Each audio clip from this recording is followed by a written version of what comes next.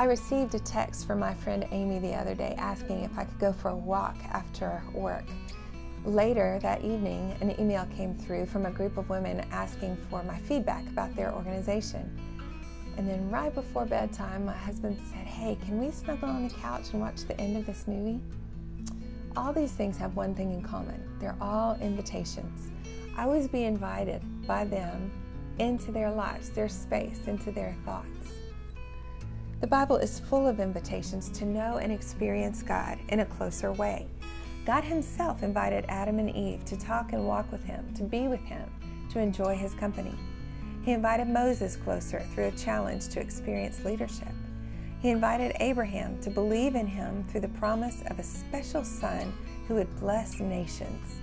He invited the woman at the well with a dialogue about being filled with overflowing, bubbling life. He invited Peter and his brother through a metaphor about vocation, fishing.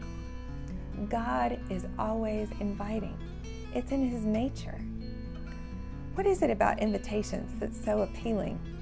Perhaps it's the invitation itself, a special paper or an email that's designed to indicate the flavor of a party and generate excitement. It could also be the comfort of an open home and knowing that your needs will be met with grace and a bit of flair and fun. For me, it's often the people I will get to be around, the laughter, the conversation I anticipate. Some invitations to meetings have a very different feel to them. They're focused more on solving problems, which invigorates me, or long-term planning, or short-term resolution of difficulties. Some invitations are to quiet. Some are to face very difficult topics. During these times, I'm thankful not to have to walk it alone, even if in quiet a friend can be near, and in difficulty, I know some sister friends have got my back. I think for me, it's the visual picture of open arms, open minds, relaxed faces, and meaningful purpose. That grabs me and I get energized and I look forward to it. I want you to consider something. What would it look like if you were to become more like Jesus and be an inviter? What if you became more like Jesus in this way? Open arms, open space, open face, sort of inviting people in. What if you cultivated a space to love, both in your workplace and at home? As you practice creating a space of love within yourself, you carry that space with you to the boardroom, to the business meeting, to the soccer field, the kitchen, the gym, the school, the apartment complex. Some people will perceive that you carry an invitation within, an open space of love where they can rest a while. You may find that folks want to take you up on that resting space.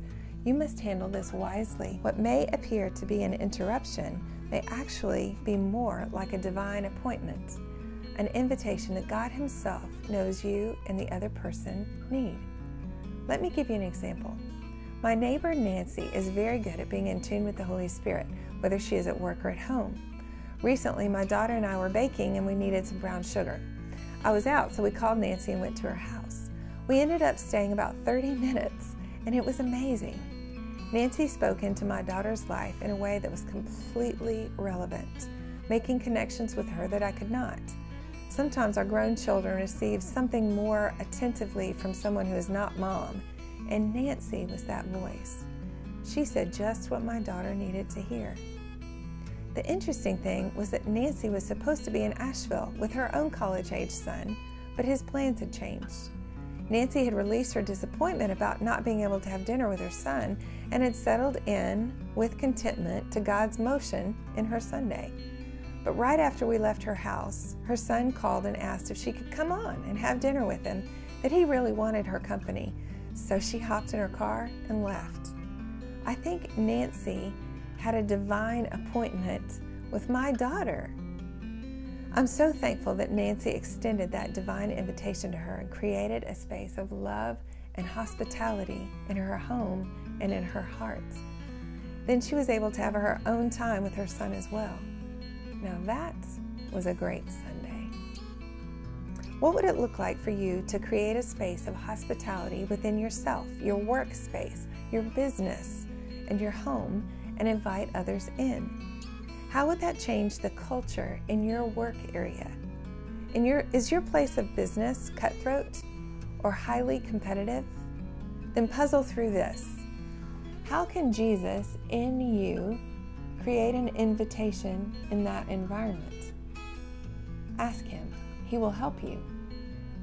Lastly for today, let me tell you specifically about one invitation from Jesus Himself. Two guys were curious about Him and approached Him. The only information they had about Jesus at that time was what their mentor had told them. Their curiosity overcame their tentativeness, and they asked Him, "Where are you staying?" Jesus' answer was His invitation, "Come and see." Make space in your life that you too can come and see, and walk with some others who might be curious as well. Perhaps that's where some of your coworkers or friends or family members might be. Invite them to come and see. I'll walk with you on that road as well, and I'll see you there. For more on this topic, go to our website, 7-men.tumblr.com. There you'll find a list of discussion questions and a Bible study related to this topic. But tune in next week as well, please. We're going to be talking about Gethsemane. Gethsemane, one of the hardest places in life. Are you there? I invite you next week.